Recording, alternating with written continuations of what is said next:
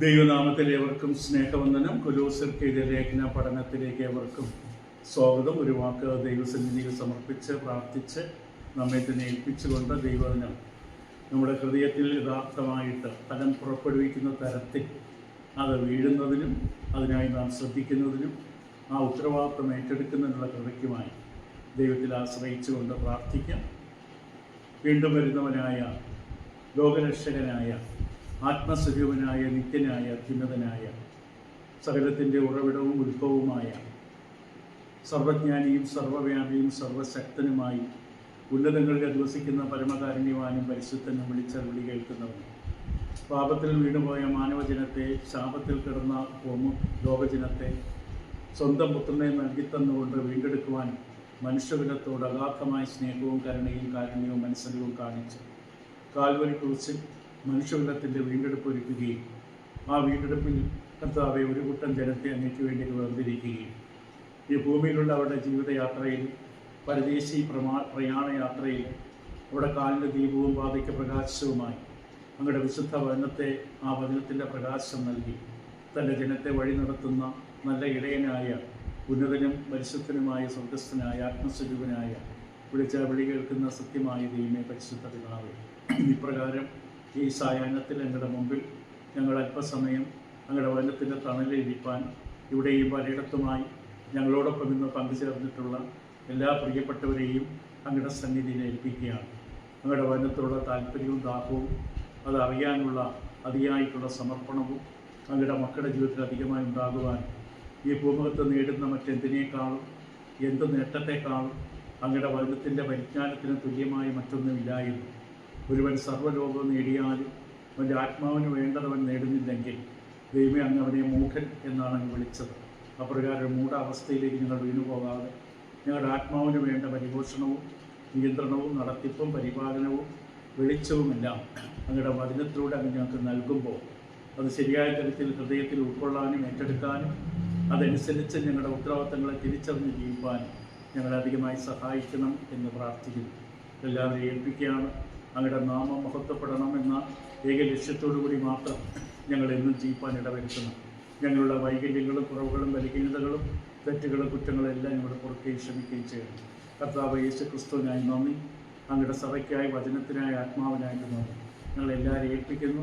ഹൃദയങ്ങളോട് ഇടപെടണം, സംസാരിക്കണം. ഞങ്ങളുടെ കൃപയുണ്ടാകണം, മാനവും മഹത്വവും എന്നും അങ്ങേക്കുണ്ടായിരിക്കട്ടെ. വീണ്ടും വരാമെന്ന് വാക്ക് പറഞ്ഞ അങ്ങയുടെ പുത്രനും ലോകരക്ഷകനുമായ കർത്താവായ യേശു ക്രിസ്തുവിൻ്റെ അതിപരിശുദ്ധ നാമത്തിൽ അപേക്ഷിക്കുന്ന പ്രാർത്ഥന കൃപയോടെ കേൾക്കുമാറാകണമേ. ആമീൻ. കൊലോസ്യ ലേഖനത്തിൻ്റെ 1-ാം അധ്യായത്തിൽ തന്നെയാണ് ഗഹനമേറിയ ഈ പുസ്തക പഠനത്തിൽ കൊലോസ്യ ലേഖനം 1-ാം അധ്യായത്തിൽ അപ്പോസ്തലനായ പൗലോസ് കൊലോസ്യയിലുള്ളവർക്ക് എഴുതുമ്പോൾ വളരെ വ്യക്തമായിട്ട് തന്നെ അവരോട് പറഞ്ഞു, സുവിശേഷം സർവ്വലോകത്തിൽ എന്നതുപോലെ നിങ്ങളുടെ അടുക്കലും എത്തി. ആ സുവിശേഷം കൊലോസ്യ പട്ടണത്തിലും എത്തിയതായിട്ട് നമ്മൾ കണ്ടു. അതിന് കാരണക്കാരനായിരിക്കുന്നത് എപ്പഫ്രാസാണ്. അപ്പോൾ അവിടെ എത്തിയ സുവിശേഷം അത് ഫലം കായ്ക്കുന്നു. സർവ്വലോകത്തിലും എന്ന പോലെ ഫലം കായ്ച്ചും വർദ്ധിച്ചു വരും. ഫലം കായ്ക്കുക മാത്രമല്ല, വർദ്ധിച്ചു വരുന്ന ഫലമാണ് നമ്മൾ കണ്ടത്. അപ്പോൾ അവിടെ വ്യക്തമാണ്, മറ്റുള്ളവരിലേക്ക് അവർക്ക് ലഭിച്ച അറിവ് അവർ പകർന്നു കൊടുക്കുവാൻ അവർ ശ്രദ്ധിച്ചു എന്നുള്ളതാണ്. ലഭിച്ച അറിവ് മറ്റുള്ളവരിലേക്ക് പകർന്നു കൊടുക്കുമ്പോഴാണ് നാം വാസ്തവത്തിൽ പരിജ്ഞാനമുള്ളവരായിട്ട് നാം മാറുന്നത്. അത് ദൈവം വളരെ വ്യക്തമായിട്ട് തന്നെ പറഞ്ഞു. 1 തിമോഥെയോസ് 2-ാം അധ്യായം 4-ാം വാക്യത്തിലും പൗലോസ് അത് പരാമർശിക്കുകയുണ്ടായി. അപ്പോൾ കൊലോസ്യയിലുള്ള വിശ്വാസികൾ സത്യം ഗ്രഹിച്ചു. ഇപ്പോൾ സാധാരണ വളരെ ലാഘവത്തോടു കൂടി ഉപയോഗിക്കുന്നൊരു വാക്കാണ് സത്യം എന്ന വാക്ക്. ദൈവം മനുഷ്യർ നൽകി തന്നിരിക്കുന്ന ഏറ്റവും വലിയ ദാനമാണ് ഈ സത്യം എന്നത്. ഇത് കൊലോസ്യയിലുള്ളവർ അത് കേട്ടും അറിഞ്ഞു മറ്റുള്ളവരിലേക്ക് അത് പകരുകയാണ്. ഇപ്പൊ ലഭിച്ച സത്യം മറ്റുള്ളവരിലേക്കും, അതായത് നമ്മുടെ സുഹൃത്തുക്കളാകാം, ചാർച്ചക്കാരാകാം, ബന്ധുക്കളാകാം, അവർക്ക് പകർന്നു നൽകുക, അവരെ അതിൽ പരിശീലിപ്പിക്കുക, പ്രോത്സാഹിപ്പിക്കുക, ഇത് വളരെ ആവശ്യമാണ്. പൗലോസ് അപ്പോസ്തലൻ തിമോഥെയോസിന്റെ ലേഖനം 2-ാം ലേഖനം എഴുതുമ്പോൾ 2 തിമോഥെയോസ് 2-ാം അധ്യായത്തിന്റെ 2-ാം വാക്യത്തിൽ പൗലോസ് അപ്പോസ്തലൻ ഇപ്രകാരമാണ് തിമോഥെയോസിനെ പ്രബോധിപ്പിച്ചത്. അതായത് നീ പല സാക്ഷികളുടെ മുമ്പാകെ എന്നോട് കേട്ടതെല്ലാം മറ്റുള്ളവരെ ഉപദേശിപ്പാൻ സമർത്ഥനായ വിശ്വസ്ത മനുഷ്യരെ പരമേൽപ്പിക്കുക. ഇത് മറ്റുള്ളവരിലേക്ക് പകർന്നു കൊടുക്കണം. വിശ്വസ്തരായ വിശ്വാസികൾ രക്ഷയുടെ അനുഭവത്തിൽ എത്തിയ ശേഷം ഈ കടമ തിരിച്ചറിയുകയും ഉപദേശിക്കുവാൻ സാമർഥ്യമുള്ളവർ, അതായത് ദൈവവചനത്തിന്റെ പരിജ്ഞാനത്തിൽ വർദ്ധിച്ചു വരുന്ന പക്വത പ്രാപിച്ചവർക്ക് അവർക്കിത് പകർന്നു കൊടുക്കേണ്ടതാണ്. അപ്പൊ ദൈവം ആവശ്യപ്പെടുന്നത്, ആഗ്രഹിക്കുന്നത് ഒരു വിധത്തിൽ നാം മറ്റുള്ളവരെ പഠിപ്പിക്കുവാൻ കഴിയുന്നവരായി മാറണം. എഫേസ്യ ലേഖനം 5:12 പൗലോസ് അപ്പോസ്തലൻ പറയും, കാലം നോക്കിയാൽ നിങ്ങൾ വചനമനുസരിച്ച് സ്നാനമേറ്റ വർഷവും ഇതുവരെയുള്ള വർഷവും പരിശോധിച്ചാൽ ഇത്രയും വർഷം കൊണ്ട് നിങ്ങൾ ഉപദേഷ്ടാക്കന്മാർ ആകേണ്ടവരായിരുന്നു. ഇപ്പൊ ദൈവം ആഗ്രഹിക്കുന്ന നമ്മൾ ലഭിച്ച സത്യം, നമുക്ക് മനസ്സിലാക്കിയ ദൈവിക മാർഗം, അതൊരു മാർഗമേ ഉള്ളൂ. ഇത് കാണുന്നതെല്ലാം അംഗീകരിക്കുന്നവർ സത്യം അറിഞ്ഞവരല്ല. ദൈവത്തിന് വിരോധമായ ഏതെങ്കിലും കാര്യങ്ങൾ ആത്മീയത എന്ന പേരിൽ ചെയ്യുന്നവരും സത്യം അറിഞ്ഞവരല്ല. എല്ലാവരും അവസാനം പല കൈവഴികളിലൂടെ എല്ലാം ഒരു നദിയിലേക്കാണ് ചെന്ന് വീഴുന്നെന്ന് പറയുന്നവരും സത്യം അറിഞ്ഞവരല്ല. യഥാർത്ഥത്തിലുള്ള സത്യം, അതാണ് പറഞ്ഞ വാക്കിന്റെ അർത്ഥം നമ്മൾ ഇന്നും മനസ്സിലാക്കുന്നില്ല.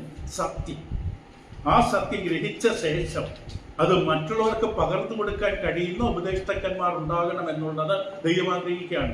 വചനം എടുത്തുകൊണ്ട് ആർക്കും പ്രസംഗിക്കാം. സ്നാനമേൽക്കാത്ത ദൈവമക്കൾ പ്രസംഗിക്കും നമ്മൾ എത്രയോ തവണ കേട്ടിട്ടുണ്ട്. അപ്പോൾ ആ പ്രസംഗങ്ങൾ വരെ നമ്മൾ കേട്ടുകൊണ്ടിരിക്കും. ദൈവനെ മനസ്സിൽ സ്നാനമേൽക്കാത്തവർ ദൈവത്തെ സ്തുതിച്ച് പാടുന്ന പാട്ട് നമ്മൾ അവരോടൊപ്പം ചേർന്ന് പാടും. അത് അറിവില്ലാത്തത് കൊണ്ടാണ്. ദൈവവചനം യഥാർത്ഥമായി ഹൃദയത്തിൽ സ്വീകരിച്ച് ദൈവാത്മാവ് പ്രാപിച്ചൊരു വ്യക്തി മാത്രമാണ് ദൈവത്തെ സ്തുതിച്ചാരാധിക്കേണ്ടത്. അവർക്ക് മാത്രമാണ് ദൈവവചനത്തെ കുറിച്ച് സംസാരിക്കാനുള്ള കൃപ ദൈവം കൊടുക്കുന്നത്. ഈ സത്യം പലർക്കും അറിയില്ല. അപ്പോൾ അങ്ങനെ ഉണ്ടെങ്കിൽ നമുക്ക് പറയാൻ സാധിക്കും, അവർ ഇന്നും സത്യം അറിഞ്ഞിട്ടില്ല. അവർ ഏത് കൂട്ടായ്മയിലും പോകും, ആരോടുകൂടി ചേർന്ന് പാടും. അവർ സത്യം ഗ്രഹിച്ചവരല്ല. അത് ഗ്രഹിക്കാൻ കൃപ വേണം. അപ്പൊ ആ ഒരു പരിജ്ഞാനം പ്രാപിച്ചു കഴിഞ്ഞാൽ അത് മറ്റുള്ളവരെ പറഞ്ഞു കൊടുക്കണം. 1 കൊരിന്ത്യർ 12:29 എല്ലാ വിശ്വാസികളും ഉപദേഷ്ടാക്കന്മാരാകാൻ പറ്റില്ല. എല്ലാവർക്കും ആഗ്രഹമുണ്ടാകണം, അതിനുവേണ്ടി ഒരുങ്ങണം. 1 കൊരിന്ത്യർ 12:29 പൗലോസ് ചോദിച്ചു, എല്ലാവരും ഉപദേഷ്ടാക്കന്മാരോ? അതിന്റെ അർത്ഥം തന്നെ, ഉത്തരം തന്നെ അല്ല എന്നുള്ളതാണ്. യാക്കോബിന്റെ പുസ്തകം 3:1 അധികം ശിക്ഷാവിധി വരുമെന്നറിഞ്ഞ് നിങ്ങളിൽ അനേകർ ഉപദേഷ്ടാക്കന്മാർ ആകരുത് എന്ന് പറയും. പക്ഷെ എല്ലാവരും അറിയണം, എല്ലാവരും സത്യം വ്യക്തമായിട്ട് അറിയണം. ആരെങ്കിലും വിളിച്ച ഈ ഞായറാഴ്ച അങ്ങോട്ട് പോകാന്ന് പറഞ്ഞാൽ പോകില്ല. ദൈവമായത് സത്യം അറിഞ്ഞ ഒരാൾ പോകില്ല. ഉപകരണങ്ങൾ കൊണ്ട് ആടിത്തുമിർക്കുന്ന ഒരു കൂട്ടായ്മയുടെ നടുവിലേക്ക് സത്യം അറിഞ്ഞ ഒരാൾ പോകില്ല. സത്യം ഗ്രഹിക്കണം. ആ ഗ്രഹിച്ച സത്യത്തിൽ നിശ്ചയമുണ്ടാകണം. അപ്പം ഇതിന് കഴിവുള്ളവർ ഈ സത്യം മറ്റുള്ളവർക്ക് പകർന്നു കൊടുക്കാൻ കഴിയും. അതാണ് പൗലോസ് 2 തിമോഥെയോസ് 2:2 പറഞ്ഞത്. വിശ്വസ്തരായ മനുഷ്യർ, ദൈവം നമുക്ക് വെളിപ്പെടുത്തിയിട്ടുള്ള സത്യത്തോട് നമ്മൾ ആ വാക്ക് പിന്നീട് വരും. വിശ്വസ്തരായ മനുഷ്യരിലേക്ക് ഇത് പരമേൽപ്പിക്കണം. എല്ലാവർക്കും സത്യം പ്രഘോഷിക്കാനുള്ള അവകാശം ദൈവം കൊടുത്തിട്ടില്ല. ഇത് ആദ്യം അറിയണം. പൗലോസിലുള്ളവർ അവരെ കേട്ട് അറിഞ്ഞതുകൊണ്ടാണ് മറ്റുള്ളവർക്ക് പകർന്നു കൊടുക്കാൻ സാധിച്ചത്. അത് അവരുടെ ഫലമാണ്. ഈ കഴിവ് വികസിപ്പിച്ചെടുക്കണമെന്നാണ് ദൈവം ആഗ്രഹിക്കുന്നത്. എല്ലാവരും ഉപദേഷ്ടാക്കന്മാരല്ല, എല്ലാവരും ഉപദേഷ്ടാക്കന്മാർ ആകരുത്. അത് യാക്കോബ് 3:1. ഓരോ പ്രാദേശിക ഇടവകയിലും നഷ്ടപ്പെട്ട ആത്മാക്കളെ നേടുവാനും ദൈവവചനത്തെ വചനപ്രകാരം ശക്തിപ്പെടുത്തുവാനും പഥ്യവചനത്തിൽ ശക്തി പ്രാപിച്ച ഉപദേഷ്ടാക്കന്മാർ ഉണ്ടാകണം. പ്രസംഗിച്ചതുകൊണ്ട് കാര്യമായില്ല. ആ വ്യക്തിക്ക് സത്യം ബോധ്യപ്പെട്ടിരിക്കണം. പുതിയ സത്യത്തെക്കുറിച്ച് വ്യക്തമായ ബോധ്യമുണ്ടായിരിക്കണം. അവരാണ് ദൈവത്തെ പ്രസംഗിക്കേണ്ടത്. അവർ പ്രസംഗിച്ചാൽ മാത്രമേ, അവരിലൂടെ അത് കൈകാര്യം ചെയ്താൽ മാത്രമേ കേൾക്കുന്ന ആത്മാക്കൾക്ക് അനുഗ്രഹം ഉണ്ടാവുകയുള്ളൂ. എഫേസ്യർ 4:11-22 വാക്യങ്ങളിൽ പൗലോസ് അപ്പോസ്തലൻ വ്യക്തമായിട്ട് എഫേസ്യ സഭയോട് പറയുമ്പോൾ കർത്താവ് സ്വർഗത്തിലേക്ക് പോയിട്ട് സഭയ്ക്ക് കൊടുത്ത ദാനങ്ങളെ കുറിച്ച് പറയും. അത് എന്തിനു വേണ്ടിയാണെന്ന് പറയും. അപ്പോസ്തലന്മാരും പ്രവാചകന്മാരും ചില സുവിശേഷകന്മാരായും ചില ഇടയന്മാരായും ഉപദേഷ്ടാക്കന്മാരെ നിയമിച്ചിരിക്കുന്നു. ഒരു പ്രാദേശിക ഇടവക ഒരു ലക്ഷ്യത്തിലേക്ക് എത്തുവാനായി വേണ്ട ആൾക്കാർ ദൈവം തന്നെയാണ് നിയമിച്ചിരിക്കുന്നത്. ആൾക്കാർ കൂടി തീരുമാനിക്കുന്നതല്ല. അപ്പൊ അത് പൂർണ്ണമായിട്ടും അങ്ങനെ തന്നെയാണെന്ന് വിശ്വസിക്കാനും അംഗീകരിക്കാൻ കഴിയണമെങ്കിൽ സത്യം അറിയുന്നവരായിരിക്കണം, സത്യത്തിന് വിധേയപ്പെട്ടവരായിരിക്കണം. ദൈവന്റെ സത്യം എന്നെ നയിക്കട്ടെ എന്ന് പറയുന്നവരായിരിക്കണം. എന്തിനാണ് നിങ്ങൾ നിയമിച്ചിരിക്കുന്നത്? നാം എല്ലാവരും വിശ്വാസത്തിലും ദൈവപുത്രനെ കുറിച്ചുള്ള പരിജ്ഞാനത്തിന്റെ ഐക്യത, ഒരേ പരിജ്ഞാനം എല്ലാ ദൈവമക്കൾക്കും ഉണ്ടാകണം. നിങ്ങൾ അങ്ങനെ വിശ്വസിച്ചോ, ഞങ്ങൾ ഇങ്ങനെ വിശ്വസിച്ചോളാം. നമ്മളെല്ലാവരും ദൈവത്തെയല്ലേ വിളിക്കുന്നത്? ഒരിക്കലുമല്ല. എല്ലാവരും ദൈവത്തെ അല്ല വിളിക്കുന്നത്. എല്ലാവരും ക്രിസ്തുവിന്റെ ജനമല്ല. ഇത് പറയുമ്പോൾ ഇടുങ്ങിയ ചിന്താഗതിയാണ് തോന്നും. സത്യമെന്നും ഇടുങ്ങിയതാണ് ഈ ലോകത്തിൽ. ഇടുക്കുവഴിയാണ് സത്യത്തിന്റെ മാർഗം. ഏത് ഉപദേശമായാലും കുഴപ്പമില്ല, എല്ലാവരും ഒരുമിച്ച് കൂട്ടുക എന്ന് പറയുന്ന ചിന്താഗതി വചനത്തിന്റെ ഉപദേശമല്ല. ബന്ധുക്കളാകാം, ചാർച്ചക്കാരാകാം, പ്രിയപ്പെട്ടവരാകാം. ദൈവവചനത്തോട് ഒരിക്കലും വിട്ടുവീഴ്ച ചെയ്യാൻ പാടില്ല സത്യം അറിഞ്ഞിട്ടുള്ളവർ. ഇത് ഗ്രഹിക്കുക എന്നുള്ളതാണ് കൃപ. എല്ലാവരും വിശ്വാസത്തിലും ദൈവപുത്രനെ കുറിച്ചുള്ള പരിജ്ഞാനത്തിനുമുള്ള ഐക്യത. ഒരു പ്രാദേശിക ഇടവക, കർത്താവിന്റെ പ്രാദേശിക ഇടവകയുടെ ഉദ്ദേശം എന്ന് പറയുന്നത് ആ ഇടവകയെ സത്യത്തിന്റെ പരിജ്ഞാനത്തിൽ എത്തിക്കുക. ബൈബിൾ പഠിപ്പിക്കുക എന്നുള്ളത് അല്ല, അത് സത്യത്തിന്റെ പരിജ്ഞാനത്തിൽ എത്തിക്കുക. ബൈബിൾ ആർക്കും പഠിപ്പിക്കും. കുറച്ച് പരിജ്ഞാനവും സംസാരിക്കാനുള്ള പ്രാപ്തി ഉണ്ടെങ്കിൽ, പ്രാഗൽഭ്യം ഉണ്ടെങ്കിൽ ആർക്കും പ്രസംഗിക്കാം. ലോകം മുഴുവൻ അതാണ്. പക്ഷെ സത്യം അറിഞ്ഞവർ എത്ര പേരുണ്ട്? അതാണ് പ്രധാനം. അതാണ് സഭയുടെ ദൗത്യം. അതിനാണ് ഇവരെ നിയമിച്ചിരിക്കുന്നത്. അതിന് പല വാക്കുകൾ ഉപയോഗിച്ച് പരിജ്ഞാനത്തിലുള്ള ഐക്യത, തികഞ്ഞ പുരുഷത്വം, ക്രിസ്തുവിന്റെ സമ്പൂർണ്ണതയായ പ്രായത്തിന്റെ അളവ്, വിശുദ്ധന്മാരുടെ യഥാസ്ഥാനം, ശുശ്രൂഷയുടെ വേല, ഒരു ശരീരത്തിന്റെ ആത്മിക വർധന, ഈ പല പ്രയോഗങ്ങളിലൂടെ ലക്ഷ്യമൊന്നാണ്. ദൈവമക്കൾ വളരേണ്ട ഒരു പ്രത്യേക ലക്ഷ്യം. നമ്മളെല്ലാവരും പലരുടെയും ധാരണ അവർ സ്വർഗത്തിൽ പോകുമെന്നാണ്. കേൾക്കുമ്പോൾ വിഷമം ഉണ്ടാകും, പക്ഷെ പറയാതിരിക്കാൻ പറ്റില്ല. ആരെങ്കിലും നിങ്ങളോട് പറഞ്ഞു തന്നില്ലെങ്കിൽ, എന്നോട് ആരെങ്കിലും പറഞ്ഞില്ലല്ലോ എന്ന് ഒന്ന് ഒരു പക്ഷേ ചോദിക്കേണ്ടി വരും. എല്ലാവരും സ്വർഗത്തിൽ പോവില്ല. ദൈവവചനത്തോട് വിശ്വസ്തയോടുകൂടി നിൽക്കുന്നവരല്ലാതെ ആരെയും ഈ സ്വർഗത്തിൽ കൊണ്ടുപോകില്ല. അങ്ങനെ കൊണ്ടുപോയ ദൈവം കോംപ്രമൈസിന്റെ ദൈവമാണ്. ബൈബിൾ ചരിത്രം ഉടനീളം പരിശോധിച്ച് നോക്കുക. ഒരു തീ മാറിയത് കൊണ്ട് തീ ഇറക്കി കൊന്ന ദൈവമാണ്. അപ്പൊ അങ്ങനെയാണെങ്കിൽ ദൈവം തന്റെ വചനത്തോട് വിട്ടുവീഴ്ച ചെയ്യുന്ന, വെള്ളം ചേർക്കുന്ന, കൂട്ടിച്ചേർക്കുന്ന, എടുത്തു കളയുന്ന, അത് അങ്ങനെ തന്നെ പ്രസംഗിക്കാതിരിക്കുന്ന, സൗകര്യമനുസരിച്ച് നേട്ടങ്ങൾക്ക് വേണ്ടി വചനത്തെ വളച്ചൊടിക്കുന്ന വ്യക്തികളെ ഒരിക്കലും കൊണ്ടുപോകില്ല. സ്വർഗസ്വനായ പിതാവ് നട്ടിട്ടില്ലാത്ത ഒരു തൈക്കും നിലനിൽക്കാൻ പറ്റില്ല. ലോകത്തിൽ കഴിഞ്ഞുണ്ടാകും ആയിരക്കണക്കിന് ലക്ഷക്കണക്കിന് ആൾക്കാർ സമ്മേളനങ്ങളായി ഒരുമിച്ച് കൂടും. സ്വർഗത്തിലേക്കല്ല. ഇവിടെ വ്യക്തമാണ്, ഇത് പറയാതിരിക്കാൻ പറ്റില്ല. ഇവിടെ കൊലോസിലുള്ളവരെ കുറിച്ച് പറയുമ്പോൾ അത് വ്യക്തമാണ്. അവർ അറിഞ്ഞ സത്യം, കേട്ടറിഞ്ഞ സത്യം. ആ കേട്ട് അറിഞ്ഞ സത്യത്തിൽ ഒരു ഫലം കായ്ക്കുകയാണ്. അപ്പോൾ കൃപ എന്ന് പരാമർശിക്കുക മാത്രമല്ല ഇവിടെ പറയുന്നത്, അത് ദൈവകൃപ എന്ന് ശരിയായ വിധത്തിൽ അവതരിപ്പിച്ചു. ദൈവകൃപയ യഥാർത്ഥമായി കേട്ടത്. ഒരു കേട്ടറിഞ്ഞ ദൈവകൃപയെ കുറിച്ചാണ്. കൃപ എന്ന് പറഞ്ഞതുകൊണ്ട് കൃപ അറിയണമെന്നില്ല. അത് കേട്ടറിഞ്ഞു, യഥാർത്ഥമായി കേട്ടറിഞ്ഞു. എന്തിനാ വാക്കിന്റെ അർത്ഥം? യഥാർത്ഥമായി കേട്ടറിഞ്ഞു. ഇപ്പൊ ശരിയായ ദിനത്തിലല്ലാതെ വചനം പഠിക്കുന്ന അനേകരുണ്ട്, പ്രസംഗിക്കുന്നവർ അനേകരുണ്ട്. യഥാർത്ഥമായി ഇത് കേട്ടറിയണം. ആ വാക്ക് വളരെ പ്രധാനപ്പെട്ടതാണ്. മനുഷ്യകുലത്തിന്റെ രക്ഷയ്ക്ക് വേണ്ടിയുള്ള ദൈവത്തിന്റെ പ്രവർത്തനത്തിന്റെ സുപ്രധാന ഘടകം, അടിസ്ഥാന വിഷയവുമാണ് കൃപ എന്നുള്ളത്. റോമലേഖനം 3:24, 5:15 ആ വാക്യങ്ങളൊക്കെ വളരെ പ്രധാനമാണ്. റോമർ 3:24 കഴിഞ്ഞ തവണയും പരാമർശിച്ച വാക്യമാണെങ്കിൽ ഒന്നുകൂടെ വായിക്കാം. എത്ര തവണ വായിച്ചാലും മനസ്സിലാക്കണമെന്ന് നമുക്ക് സാധിക്കണമെന്നില്ല. അത് എപ്പോഴാണ് വാക്യത്തിന്റെ അർത്ഥം മനസ്സിലാകണമെന്നുള്ളത് നമ്മുടെ ആത്മീയ അവസ്ഥയ്ക്ക് അനുസരിച്ചിരിക്കുന്നു. 10 പ്രാവശ്യം വായിച്ചാലും ആദ്യത്തെ വായനയിലോ 10ാമത്തെ വായനയിലോ അതിന്റെ ആഴം ഗ്രഹിക്കണമെന്നില്ല. അത് ഗ്രഹിക്കാൻ തക്കവണ്ണം നമ്മുടെ മനസ്സെന്നാണോ പാകപ്പെടുന്നത് അന്ന് മാത്രമാണ് വചനം നമുക്ക് പരിജ്ഞാനമായി മാറുന്നത്. റോമർ 3:24 വാക്യം ഇങ്ങനെയാണ് എഴുതിയിരിക്കുന്നത്: അവന്റെ കൃപയാൽ ക്രിസ്തുവേശുവിലെ വീണ്ടെടുപ്പ് മൂലം സൗജന്യമായ എത്ര ശക്തമായ വാക്കുകളാണ് ആ വാക്യത്തിലുള്ളത്. സൗജന്യമായ എത്രയും നീതീകരിക്കപ്പെടുന്നത് 5:15 കാണാം. 2 കൊരിന്ത്യർ 6:1, 2 കൊരിന്ത്യർ 6:1, 8:9, എഫേസ്യർ 2:5 വിട്ട് വാക്യം കൃപ കൃപ കൃപ എന്ന കൃപ അർഹതയില്ലാത്ത അനുഗ്രഹം. ഈ ദൈവകൃപ യഥാർത്ഥമായി ഇവർ കേട്ടറിഞ്ഞു. അപ്പൊ അത് കേൾക്കണം, കേട്ട് അറിയണം. അപ്പൊ അവർക്ക് ലഭ്യമായ രക്ഷ ദൈവകൃപയിൽ ആശ്രയിച്ച് നിൽക്കുന്നതാണെന്ന് കൊലോസ്യയിലുള്ളവർ തിരിച്ചത്. അവർക്ക് കിട്ടിയ കൃപ, രക്ഷയിലേക്ക് വരാനുള്ള ലഭിച്ച കൃപ, പാപമോചനത്തിലുള്ള കൃപ, അത് ദൈവവചനത്തിലൂടെയാണ് അവർ തിരിച്ചറിഞ്ഞത്. ഇപ്പൊ ദൈവവചനം വായിക്കാനും പഠിക്കാനും ആഗ്രഹമില്ലാത്തവരെ, താല്പര്യമില്ലാത്തവരെ ഇന്നും അവർക്ക് അറിയില്ല അവരെ ദൈവം സ്നേഹിക്കുന്ന സ്നേഹവും ദൈവം അവർക്ക് നീട്ടിക്കൊടുത്ത കൃപയും. ഇപ്പൊ പാപങ്ങൾക്ക് വേണ്ടി യേശുക്രിസ്തുവിന്റെ ത്യാഗത്തെ ലഭിച്ചതാണ്.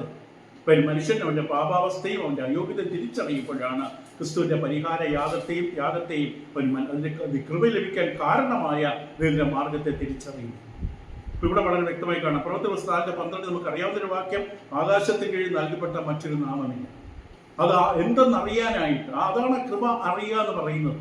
അർഹതയില്ലാത്ത നമുക്ക് വേണ്ടി ദൈവം തന്റെ സ്വന്തം പുത്രനെ നമുക്ക് വേണ്ടി ആകാശത്തിൽ നിന്ന് സ്വർഗത്തിൽ നിന്ന് അയച്ചു തന്നതായ കൃപ. ഇവരത് യഥാർത്ഥമായി കേട്ടറിഞ്ഞു, യഥാർത്ഥമായി വചനത്തിന്റെ കേൾവിയിലൂടെ കൊലോസിലുള്ളവർ മനസ്സിലാക്കി എന്ന് പറഞ്ഞാൽ വെറും ബുദ്ധിതലത്തിലുള്ള അറിവല്ലായിരുന്നു. ബുദ്ധിതലത്തിലുള്ള അറിവ് നമ്മൾ എല്ലാവരും കോളേജിലും സ്കൂളിലൊക്കെ പഠിക്കുമ്പോൾ ബുദ്ധിതലത്തിൽ നമ്മൾ അറിയും, ഇന്റലിജൻസ്. ബുദ്ധിതലത്തിലുള്ള അറിവാണ് നമുക്ക് സാധാരണ വിഷയങ്ങളിലെല്ലാം. പക്ഷെ ദൈവകൃപ അവർ അങ്ങനെയല്ല അറിഞ്ഞത്, യഥാർത്ഥമായി അറിഞ്ഞു. അപ്പൊ അത് തന്നെ ഒരു വ്യത്യാസം കാണിക്കുകയാണ്. സാധാരണയുള്ള അറിവിൽ നിന്ന് വ്യത്യസ്തമാണ് ഒരു വിഷയത്തെ യഥാർത്ഥമായി കേട്ട് അറിയുക എന്നുള്ളത്. അനേക തവണ നമ്മൾ ആ വാക്ക് തന്നെ പറയുന്നുണ്ട്, കേട്ടറിയുക, കേട്ടറിയുക. അതായത് നോട്ട് മിയർ അപ്പിയറൻസ്, പക്ഷേ അതിൻ്റെ മീനിങ്, അതിൻ്റെ അർത്ഥം അറിഞ്ഞു. കൃപ എന്ന വാക്കിൻ്റെ അർത്ഥം യഥാർത്ഥത്തിൽ അനുഭവത്തിലാണ്. കൊലോസ്യലേഖനം 1-7 വാക്യങ്ങളിൽ പെട്ടെന്ന് വരാം. ഇങ്ങനെ നിങ്ങൾ ഞങ്ങളുടെ പ്രിയ സഹവൃത്തിനായ എപ്പഫ്രാസിനോട് പഠിച്ചിട്ടുണ്ടല്ലോ. 8 വാക്യം, അവൻ നിങ്ങൾക്ക് വേണ്ടി ക്രിസ്തുവിന്റെ വിശ്വസ്ത ശുശ്രൂഷകനും നിങ്ങൾക്ക് ആത്മാവിനുള്ള സ്നേഹം ഞങ്ങളോട് അറിയിച്ചവനുമാണ്. ഇപ്പൊ സുവിശേഷ സത്യം ആ കാലഘട്ടത്തിൽ മറ്റുള്ളവരെ പോലെ കൊലോസിലുള്ളവർക്കും മനസ്സിലായി, അവരും പഠിച്ചു. സഭയുടെ ആരംഭത്തിൽ വചനപ്രസംഗത്തിലൂടെയാണ് അത് വ്യാപരിച്ചത്. പിന്നീട് എഴുതപ്പെട്ടതിന് ശേഷം ആദ്യം പ്രസംഗം, അത് പുസ്തകമില്ല. എഫേസ്യ ലേഖനം 3-5 വരെ പൗലോസ് അപ്പോസ്തലൻ പറയും, ഞാൻ മീതെ എഴുതിയത്, ചുരുക്കത്തിൽ എഴുതിയത് നിങ്ങൾ വായിച്ചാൽ. പിന്നീടാണ് അത് എഴുതപ്പെടുന്നത്. അപ്പോസ്തലന്മാർക്ക് ദൈവം തന്റെ ആത്മാവിനെ പകർന്നു കൊടുത്ത് ദൈവിക സത്യം അവരിലൂടെ എഴുതപ്പെട്ടു. എഫേസ്യർ 3-5 വരെ. ഇവർ എപ്പഫ്രാസിലൂടെയാണ് ഇത് പഠിച്ചത്. എപ്പഫ്രാസ് ഇതിന്റെ ലേഖനം വായിച്ചെന്നല്ല, എപ്പഫ്രാസ് അവിടെ നടുവിൽ അധ്വാനിച്ചവരത് പഠിപ്പിച്ചു. അദ്ദേഹം അപ്പോസ്തലനായ പൗലോസിലൂടെയോ പരിശുദ്ധാത്മാവിൽ നിന്ന് നേരിട്ടോ ഗ്രഹിച്ചിരിക്കാം. അന്ന് അത്ഭുത വരങ്ങളുടെ കാലമാണ്. അത്ഭുത വരങ്ങളുടെ കാലഘട്ടമായതുകൊണ്ട് ഈ എപ്പഫ്രാസ് എന്ന് പറഞ്ഞ മനുഷ്യൻ അപ്പോസ്തലനായ പൗലോസിലൂടെയോ ഒരു ദൈവാത്മാവിന്റെ നേരിട്ടുള്ള പഠനത്തിലൂടെ ലഭിച്ചതായിരിക്കാം, അല്ലെങ്കിൽ അപ്പോസ്തല കൈവപ്പ് ലഭിച്ച വ്യക്തിയാകാം. അന്നത്തെ കാലഘട്ടത്തിൽ ഉണ്ടായിരുന്ന ഒന്നാണ് അപ്പോസ്തലന്മാരുടെ കൈകളാൽ ലഭിക്കുന്ന വരങ്ങൾ. ഇന്നതില്ല, ഇന്ന് അപ്പോസ്തലന്മാരുമില്ല. അത് സത്യമാണ്. അതിന് വിരുദ്ധമായി പറയുമ്പോൾ അസത്യമാണ്. ഇന്നും അപ്പോസ്തലനുണ്ട്, ഇന്നും കൈവപ്പുണ്ട് എന്ന് പറയുമ്പോൾ സത്യവിരുദ്ധമായ നിലപാടുകളാണ്. നമ്മൾ നേരത്തെ പറഞ്ഞ വിഷയമായി ചേർത്ത് ചിന്തിച്ചു. ഇപ്പൊ പരിശുദ്ധാത്മാവ് നേരിട്ട്, വെറുതെ നമ്മൾ ഒരാളെ അനുഗ്രഹിക്കുന്നതിൽ സന്തോഷത്തോടെ തലയിൽ കൈവയ്ക്കുന്നതിനെ കുറിച്ചല്ല, വരം പകർന്നു കൊടുക്കാൻ കൈവയ്ക്കുക. അത് വചനത്തിൽ പുതിയ നിയമത്തിൽ ഇന്ന് ഒരിക്കലും അനുവദിച്ചിട്ടുള്ള ഒരു മാർഗമല്ല. ഇപ്പൊ പരിശുദ്ധാത്മാവ് നേരിട്ട് കൊലോസിലുള്ളവർക്ക് പകർന്നു കൊടുത്തതല്ല, ഇത് ദൂതന്മാരിലൂടെ പകർന്നു കൊടുത്തതല്ല. കൊലോസിലുള്ളവർ എപ്പഫ്രാസിലൂടെയാണ് പഠിച്ചത്. ഇപ്പൊ പണ്ടത്തെ കാലത്ത് നമുക്കറിയാം, 1 പത്രോസ് 1-10 വരെ പത്രോസ് വരെ നിങ്ങൾക്ക് വരുവാനുള്ള കൃപയെക്കുറിച്ച് പ്രവചിച്ച പ്രവാചകന്മാർ ഈ രക്ഷയെ ആരാണ് അന്വേഷിച്ചിരുന്നു എന്ന് പറയുന്ന പോലെയല്ല. ഇവിടെ നേരിട്ട് ദൂതൻ അയച്ചു കൊടുത്തല്ല, ആത്മാവ് നേരിട്ട് പറഞ്ഞു കൊടുത്തല്ല കൊലോസിലുള്ളവർ. ഇപ്പൊ കർത്താവ് യേശുക്രിസ്തു അപ്പോസ്തലന്മാർക്കും പുതിയ പ്രവാചകന്മാർക്കുമാണ് ഈ സത്യം വെളിപ്പെടുത്തിയത്. അതുകൊണ്ടാണ് അവരെ സഭയുടെ അടിസ്ഥാനത്തിൽ പറഞ്ഞിരിക്കുന്നത്. അപ്പോസ്തലന്മാർക്കും പുതിയ നിയമ പ്രവാചകന്മാർ, അവർക്കാണ് ഈ സത്യം വെളിപ്പെടുത്തി. യോഹന്നാൻ 14:26 അവരെ മാളിക മുറിയിൽ വിളിച്ചിരുത്തിക്കൊണ്ട് കർത്താവ് അവരോട് കൂടെ ഇരുന്നപ്പോൾ അവരോട് വ്യക്തമായി പറഞ്ഞു, ഞാൻ പോയ ശേഷം അവൻ വരും, സകല സത്യവും നിങ്ങളെ ഓർമ്മപ്പെടുത്തും, പറഞ്ഞ സത്യങ്ങളൊക്കെ നിങ്ങൾ കൂടുതലായിട്ട് നിങ്ങളെ വഴി നടത്തും, മറിഞ്ഞിരിക്കുന്നതൊക്കെ നിങ്ങൾക്ക് വെളിപ്പെടുത്തി തരും എന്ന് പരിശുദ്ധാത്മാവിന്റെ ആഗമനത്തെയും ശുശ്രൂഷയെയും കുറിച്ച് ക്രിസ്തു അപ്പോസ്തലന്മാരെ ഓർമ്മിപ്പിച്ചു. യോഹന്നാൻ 14:25, 15:27, 16:12. യോഹന്നാന്റെ സുവിശേഷത്തിന്റെ 3 അധ്യായങ്ങൾ, 14, 15, 16 അധ്യായങ്ങൾ മാളിക മുറിയിൽ വെച്ച് ക്രിസ്തു തന്റെ അപ്പോസ്തലന്മാർ മാത്രമായിട്ട് കൂടിയിരിക്കുമ്പോൾ, പരസ്യ ശുശ്രൂഷ അവസാനിച്ചതിന് ശേഷം 13-ാം അധ്യായത്തിൽ കാല് കഴുകിയതിന് ശേഷം 14, 15, 16 യോഹന്നാൻ, ഈ 3 അധ്യായങ്ങളിൽ ക്രിസ്തു അവരോട് മാത്രമായിട്ട് ഇരിക്കുമ്പോൾ അവർക്ക് കൊടുത്ത വാഗ്ദാനങ്ങളാണ്, അവരെ ഒരുക്കുന്ന 3 അധ്യായങ്ങളാണ്. അധ്യായങ്ങൾ പിന്നീട് വന്നതാണ്, വാക്യങ്ങൾ പിന്നീട് വന്നതാണ്. ഈ അധ്യായത്തിലുള്ള വിഷയങ്ങളെല്ലാം അതാണെന്ന് വ്യക്തമായി കാണാം. ഇവിടെ വ്യക്തമായി പറഞ്ഞു, ഞാൻ പോയ ശേഷം, ഞാൻ പോകുന്നത് നിങ്ങൾക്ക് നല്ലതാണ്, ഞാൻ പോയി കഴിയുമ്പോൾ നിങ്ങൾക്ക് അവൻ നിങ്ങളുടെ അടുക്കൽ വരും, പരിശുദ്ധാത്മാവ് വരും. ലോകത്തിൽ അവനെ കാണാൻ പറ്റില്ല, അവനെ കിട്ടുകയുമില്ല. ദൈവനെ അനുസരിക്കാത്ത ഒരാളുടെ മേലും പരിശുദ്ധാത്മാവില്ല. മറ്റൊരു സത്യം, ദൈവനമനുസരിച്ച് സുവിശേഷമനുസരിച്ച് സ്നാനമേറ്റവർക്ക് മാത്രം, ദൈവത്തിൽ നിരന്തരമായ വിശ്വസ്തത നിൽക്കുന്നവരിൽ മാത്രം ഉള്ളതാണ് ദൈവത്തിന്റെ ആത്മാവ്. ദൈവം വചനം വിട്ടുപോകുന്ന, ദുരുപദേശം പ്രസംഗിക്കുന്ന, പഠിപ്പിക്കുന്ന ഒരാളിലും പരിശുദ്ധാത്മാവ് ഇല്ല. സത്യത്തിന്റെ ആത്മാവാണ്, അസത്യത്തിന്റെ ആത്മാവല്ല. അപ്പൊ ഇവിടെ കർത്താവ് യേശുക്രിസ്തു ഈ അപ്പോസ്തലന്മാരിലും പ്രവാചകന്മാരിലൂടെയാണ് സഭയെ അറിയേണ്ട കാര്യങ്ങൾ അവതരിപ്പിച്ചത്. ഒരു വിധത്തിൽ അവർ സത്യത്തിന്റെ സംഭരണിയാണ്, റിസർവോയറാണ്. ഇപ്പൊ നമ്മളവിടെ ചില വീടുകളിൽ വലിയ ടാങ്ക് കാണും, 1 മാസത്തേക്ക് വെള്ളം അവിടെ സംഭരിച്ചു വെക്കും. ഇതിപ്പോ 1 മാസത്തേക്കല്ല, അപ്പോസ്തലന്മാര് സത്യത്തിന്റെ സംഭരണികളാണ്. അവരിൽ നിന്നാണ് മറ്റു ഉപദേഷ്ടാക്കന്മാർ പഠിച്ചത്.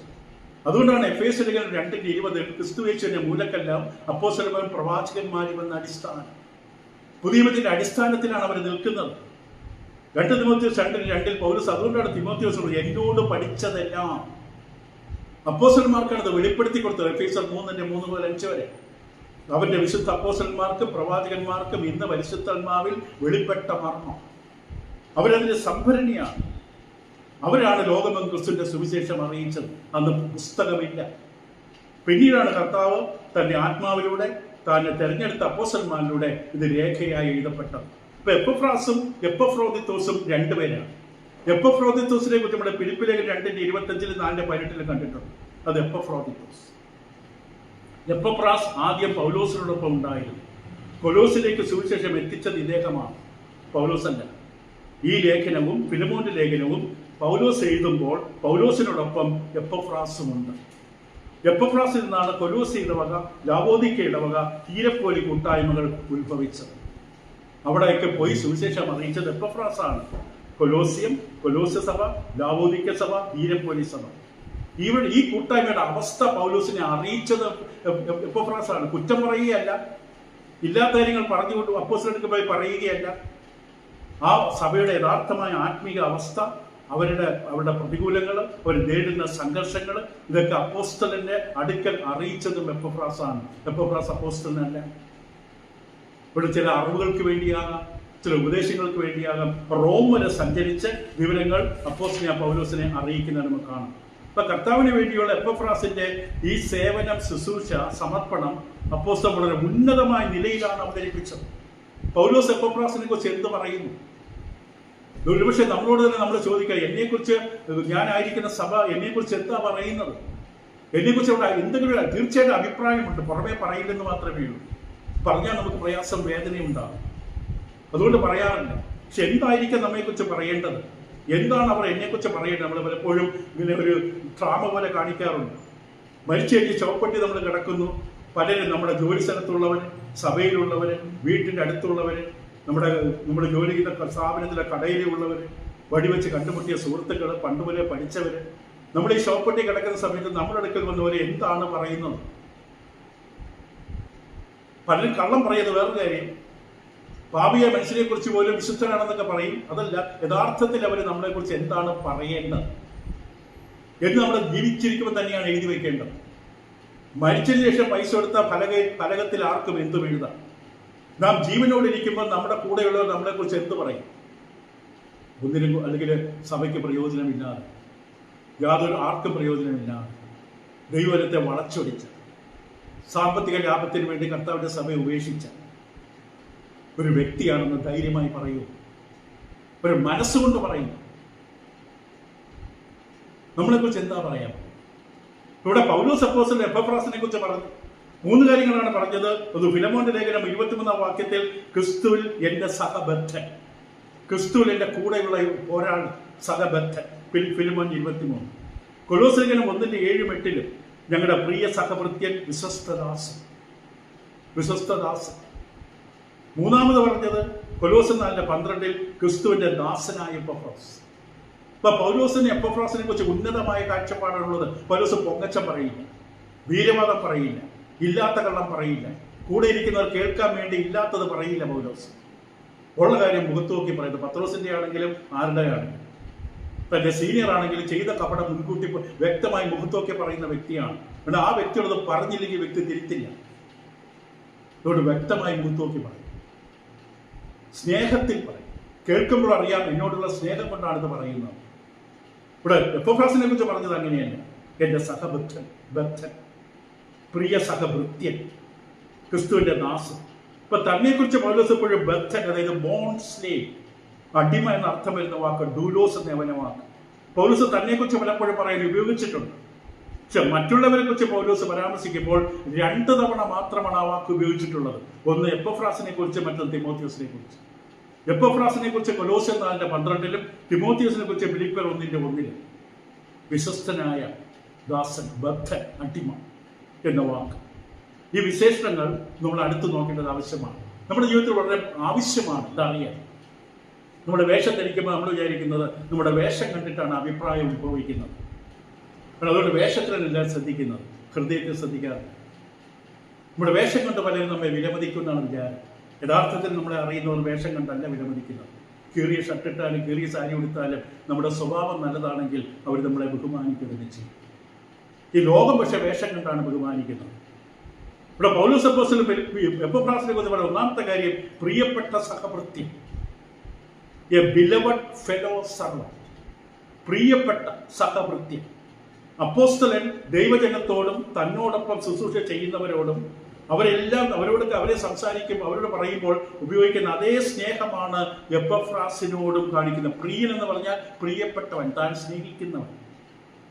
അവരെ എല്ലാം പ്രിയപ്പെട്ടവർ എന്നാണ് പറയുന്നത്. റോമലേഖനം 16 എപ്പൈനത്തോസ്, തനിക്ക് പ്രിയൻ. അംബ്രിയോത്തോസ്, റോമർ 16:8. സ്താക്കു, റോമർ 16:9. റോമർ 16:12 പ്രിയ പെർസീസ്. 1:4-17 പ്രിയപ്പെട്ട പ്രിയമകനായ തിമോത്തിയോസ്. 2 തിമോത്തിയോസ് 1:2 പ്രിയമകനായ തിമോത്തിയോസ്. കൊലോസ്യർ 4:7 പ്രിയ സഹോദരനായ തിഹിക്കോസ്. എഫേസ്യർ 6:21 പ്രിയപ്പെട്ട തിഹിക്കോസ്.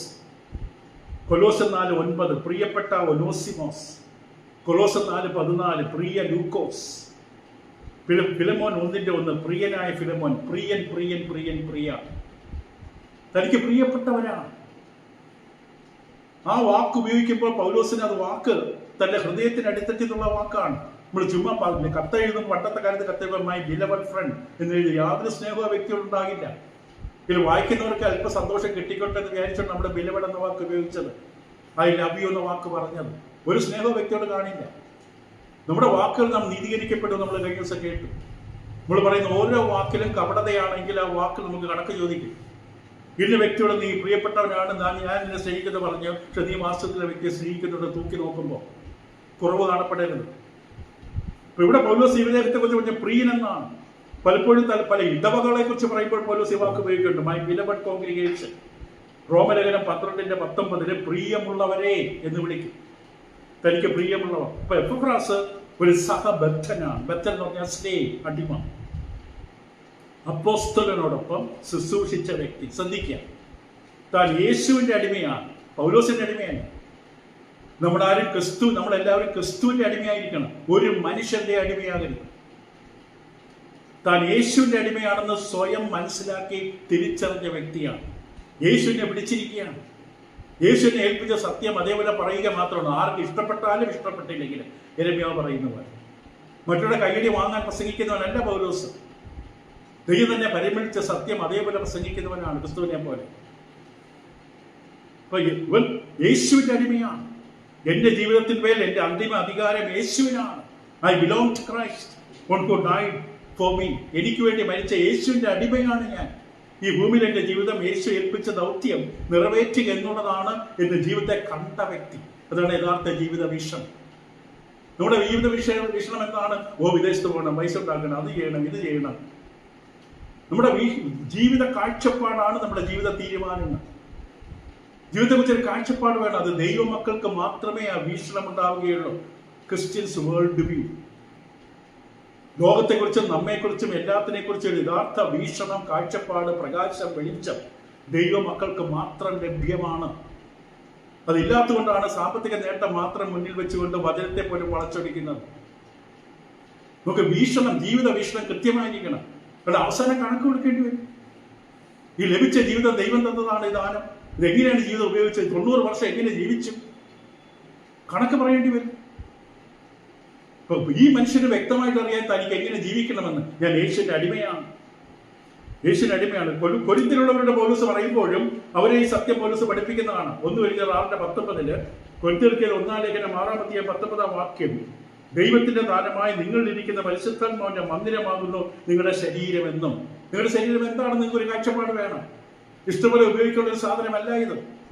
ഈ സാധനം കൊണ്ട് ഉപയോഗിക്കുന്നതൊക്കെ പ്രാണനും ആത്മാവിനും കേടുവരുത്തും. ഈ ശരീരം ഒരു പാത്രം മാത്രമാണ്. ഈ പാത്രം വൃത്തിയായി നമ്മൾ സൂക്ഷിച്ചില്ലെങ്കിൽ അതിനകത്തുള്ള വെള്ളത്തിന് പോലും അവസരം പൂപ്പൽ പിടിക്കും. ഇപ്പൊ നിങ്ങളുടെ ശരീരം എന്താണെന്ന് വ്യക്തമായി പറയും. നിങ്ങളുടെ ശരീരം ദൈവത്തിന്റെ ആത്മാവ് വസിക്കുന്ന മന്ദിരം. ദൈവത്തിന്റെ ആത്മാവ് അവിടെ സ്വസ്ഥമായി വിശുദ്ധമായി അവിടെ നിലകൊള്ളണമെന്നുണ്ടെങ്കിൽ ശരീരത്തിന്റെ ശരിയായ തരത്തിൽ കൈകാര്യം ചെയ്യണം. ശരീരത്തിലുള്ള കാഴ്ചപ്പാട്, വീക്ഷണം ദൈവവചനപ്രകാരമായിരിക്കണം. പത്രം പറയുന്ന പോലെ ആകരുത്, മാഗസിൻ പറയുന്ന പോലെ ആകരുത്, ഫാഷൻ മാഗസിൻ പറയുന്ന പോലെ ആകരുത്. എന്റെ ശരീരത്തെ കുറിച്ചുള്ള കാഴ്ചപ്പാട് വചനം പറയുന്ന പോലെ ആയിരിക്കണം. ഫാഷൻ മാഗസിൻ പറഞ്ഞു പരസ്യമായ ജനങ്ങളുടെ മുമ്പ് ഇപ്പൊ തുണി കുനിഞ്ഞു കളയാൻ പറഞ്ഞു. അതാണ് ഫാഷൻ മാഗസിൻ പറഞ്ഞത്. ദൈവം അത് അനുവദിക്കില്ല. നഗ്നതാ പ്രദർശനത്തിനുള്ളതല്ല നമ്മുടെ ശരീരം. നമ്മുടെ ശരീരം ദൈവാത്മാവ് വസിക്കുന്ന വിശുദ്ധ മന്ദിരമാണ്. അടുത്ത വാക്യതാണ്, നമ്മൾ ഉദ്ദേശിച്ച വാക്യതാണ്. നിങ്ങളുടെ ക്രിസ്തു പരിശുദ്ധാത്മാവിന്റെ മന്ദിരമാണ്. മന്ദിരം നമ്മൾ കൊരിന്ത്യർ ലേഖനമല്ല പഠിക്കുന്നത്, ഇത് വായിച്ചു പോകുന്നു മാത്രം. മന്ദിരമാണ് നിങ്ങളുടെ ശരീരമെന്നും നിങ്ങളെ വിലയ്ക്ക് വാങ്ങിയിരിക്കുക. ക്രിസ്തുവിൽ വന്നിട്ടുള്ള കൊരിന്ത്യർ സഭ വളരെ താറുമാറായ പ്രശ്നങ്ങളും പ്രയാസങ്ങളും ബുദ്ധിമുട്ടുകളും ഒക്കെയുള്ള അനവധി വിധ പ്രയാസങ്ങളുള്ള ഒരു സഭയാണ് കൊരിന്ത്യർ സഭയെങ്കിലും പൗലോസോട് പറയും, നിങ്ങളെ ദൈവം വിലയ്ക്ക് വാങ്ങിയവരാണ്. നിങ്ങൾ ജീവിക്കുന്ന അങ്ങനെ നിലവാരത്തിലല്ല, പക്ഷെ നിങ്ങളുടെ സ്ഥാനം നിങ്ങൾ ദൈവത്താൽ വിലയ്ക്ക് വാങ്ങപ്പെട്ട ദൈവജനമാണ്. That is your position in Christ. You may not be living practically. പ്രായോഗികമായി നിങ്ങൾ ഇങ്ങനെ ജീവിക്കുന്നത്, നിങ്ങളുടെ ചടങ്ങ് പോലെ ഇങ്ങനെ പോയി വരിക മാത്രം. പക്ഷെ നിങ്ങൾ ആരാണ്? ക്രിസ്തു നിങ്ങളെ വിലയ്ക്ക് വാങ്ങിയിരിക്കാൻ നിങ്ങൾ താങ്താങ്ങൾക്കുള്ളവരല്ല എന്നും അറിയുന്നില്ലയോ? അവർ മറന്നു എന്നുള്ളതാണ് പ്രശ്നം. ശരി, ഇങ്ങനെ വികലമാക്കിയതിന്റെ കാരണം എന്താണ്? ഇവിടെ പണിമത്തിൽ പച്ച കുത്തിരുന്നൊക്കെ പറഞ്ഞ അതുകൊണ്ടാണ്. മുടി നീട്ടി വളർത്തുന്ന പുരുഷന്മാരോട് പറഞ്ഞതുകൊണ്ടാണ്. സ്ത്രീകൾ പുരുഷന്മാരുടെ വസ്ത്രം ധരിക്കുമെന്ന് പറഞ്ഞതുകൊണ്ടാണ്. നിങ്ങൾ നിങ്ങളെ തന്നെ അറിയുന്നില്ലേ എന്നും അറിഞ്ഞുകൊണ്ട് ദൈവത്തെ ആകെ നിങ്ങളുടെ ശരീരം കൊണ്ട് ദൈവത്തെ മഹത്വപ്പെടുത്തി. അപ്പം പോയിന്റ് ഇത്രയേ ഉള്ളൂ, നിങ്ങൾ താങ്താങ്ങൾക്കുള്ളവരല്ല, ഇത് ഞാൻ എന്റേതല്ല. യഥാർത്ഥ ദൈവമായി ക്രിസ്തുവിന്റെ രക്തത്താൽ വിലയ്ക്ക് വാങ്ങുമ്പോൾ യഥാർത്ഥ ദൈവം സ്വയം പറയും, ഞാൻ എന്റേതല്ല, എനിക്ക് എന്റെ സ്വന്തം ഇഷ്ടപ്രകാരം ജീവിക്കണമെന്നുണ്ടെങ്കിൽ ഇന്ന് ബൈബിൾ ക്ലാസ്സിൽ നിന്ന് പങ്കെടുക്കേണ്ട, വഴിനീളെ നടന്നാൽ മതി. ദൈവത്തിന്റെ വചനം കേൾക്കാൻ വിളിക്കപ്പെട്ട ഞാൻ, അവന്റെ സഭയിൽ കൂട്ടിച്ചേർക്കപ്പെട്ട ഞാൻ, ഈ ദിവസം എന്താണ് എന്റെ ജീവിതത്തെക്കുറിച്ച് ദൈവത്തിന്റെ പദ്ധതി, ഇത് ബോധ്യപ്പെട്ട വ്യക്തി ഈ ദിവസം ദൈവസന്നിധിയിൽ കടന്നു വരും. ഇത് വീട്ടിൽ അടയിരിക്കുകയല്ല വേണ്ടത്. അത് പറയേണ്ട ഉത്തരവാദിത്തം ഉള്ളതുകൊണ്ട് തന്നെ പറയുകയാണ്. പറഞ്ഞാൽ ഒരു ബുദ്ധിമുട്ടും എനിക്കില്ല. നിങ്ങൾ നിങ്ങൾക്കുള്ളവരല്ല, നിങ്ങളുടെ സ്വന്തം ഇഷ്ടം പോലെ ജീവിക്കാൻ. നിങ്ങൾ ദൈവത്തിൻ്റെതാണ്. അപ്പൊ ദൈവത്തിന്റെ ഹിതമായിരിക്കണം നിങ്ങളുടെ ജീവിതത്തിൽ സംഭവിക്കേണ്ടത്. നിങ്ങൾ താങ്താങ്ങൾക്കുള്ളവരല്ല. നമ്മുടെ എന്ത് ആഹാരം ഇത് രാത്രി കഴിക്കണമെന്നൊക്കെ തീരുമാനിക്കണം. ബനിയൻ ഇടണോ, ടീഷർട്ട് ഇടണോ, ജുബ്ബ ഇടണോ, വേറെ എന്തെങ്കിലും ഇടണോ നമുക്ക് തീരുമാനിക്കാം. പക്ഷെ ആത്മീയ കാര്യത്തിൽ നമ്മൾ ആരുടേതാണെന്ന് നമുക്ക് ബോധ്യം വേണം. ഇതാണ് ഇവിടെ പൗലോസ് എപ്പഫ്രാസിനെ കുറിച്ച് പറയുമ്പോൾ വ്യക്തമായി പറഞ്ഞു, അവൻ ദൈവത്തിന്റെ ദാസനാണ്. എന്റെ ജീവിതത്തിൽ എനിക്ക് അവകാശമില്ല, ഞാൻ യേശുവിൻ്റെതാണ്. യേശു എനിക്ക് വേണ്ടി മരിച്ചു. ലോകത്തിൽ ആരും ചെയ്യില്ല നമുക്ക് വേണ്ടിയാണ്. ഈ പാപികളും അധർമ്മികളും ദുഷ്ടരും ദോഷികളുമായി നമ്മളെ രക്ഷിക്കാൻ, പാപത്തിൽ നമ്മളെ വീണ്ടെടുക്കാൻ നമുക്ക് വേണ്ടി മരിച്ച കർത്താവ് യേശുവിൻ്റെതാണ് ഞാൻ. വേറെ ആരുടെയും അല്ല, എൻ്റെ ഭാര്യയുടെയും ഭർത്താവിൻ്റെത് പോലും അല്ല. ഞാൻ എൻ്റെ കർത്താവിൻ്റെതാണ്. അത് കഴിഞ്ഞിട്ടേ ഇവിടെ ഭാര്യ ഭർത്താവും മക്കളും അപ്പനും അമ്മയും. ഇപ്പൊ ക്രിസ്തുവിന്റെ സഭയിലെ അംഗങ്ങളെ കർത്താവ് തന്റെ രക്തത്തെ വിലയ്ക്ക് വാങ്ങി. പ്രവർത്തികൾ 20:28. പൗലോസ് അപ്പോസ്തലൻ എഫെസോസിലെ മൂപ്പന്മാരെ വിളിച്ചിട്ട് പറയും, ദൈവത്താൽ നിങ്ങളെ സ്വന്തം രക്തത്താൽ വിലയ്ക്ക് വാങ്ങി. സാധാരണ നമ്മളെ ബ്ലഡ് ബാങ്കിൽ ചെന്നൊരു എ പോസിറ്റീവ് ബി പോസിറ്റീവ് രക്തം കൊടുക്കുമ്പോൾ നമ്മള് 300, 400, 500 കൊടുത്ത് വാങ്ങാം, ഒരു പ്ലാസ്റ്റിക് കവറിൽ. പക്ഷെ കർത്താവ് രക്തത്തിന്റെ വില കണക്കാക്കാൻ പറ്റില്ല. പൊന്ന്, വെള്ളി മുതലായ വസ്തുക്കളെക്കാളും വിലയേറിയതാണ്. എത്ര കിലോ സ്വർണം കൊടുത്താലും ക്രിസ്തു രക്തത്തിന് പകരമല്ല. ആ രക്തം കൊണ്ടാണ് നമ്മൾ വിലയ്ക്കോ എന്ന് പറഞ്ഞാൽ നമ്മുടെ വില എന്തെന്ന് അറിയണമെങ്കിൽ അത് കൊടുത്ത വില എന്തെന്ന് മനസ്സിലാവും. ഇപ്പൊ 10 കോടി രൂപ കൊടുത്തൊരു സാധനം വാങ്ങിച്ചാൽ അതിന് 10 കോടി രൂപ വിലയുള്ള സാധനമാണ്. അതിനേക്കാൾ എത്ര കോടി വലുതാണ് ക്രിസ്തു രക്തത്തിന്റെ മൂല്യം. അപ്പൊ നിങ്ങൾ ആരാണ്? നിങ്ങൾ സ്വയം കണ്ണാടി പോയി വെച്ച് നിങ്ങളെ സ്വയം പുച്ഛിക്കുമ്പോൾ, ഇൻഫീരിയോറിറ്റി കോംപ്ലക്സിൽ സ്വയം അപകർഷതയോടുകൂടി സ്വയം കുറ്റപ്പെടുത്തുമ്പോൾ, ഞാൻ ഇങ്ങനെയായി പോയല്ലോ, ഞാൻ ഇങ്ങനെ രൂപത്തിലാണല്ലോ, കോലത്തിലാണെന്ന് പറയുമ്പോൾ അപമാനിക്കുന്ന കർത്താവിനെയാണ്.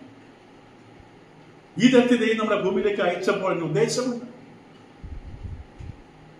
ഇവിടെ വ്യക്തമായിട്ട് എപ്പഫ്രാസിന് അത് കാര്യം മനസ്സിലായി. ഞാൻ യേശുവിന്റെ ദാസനാണ്.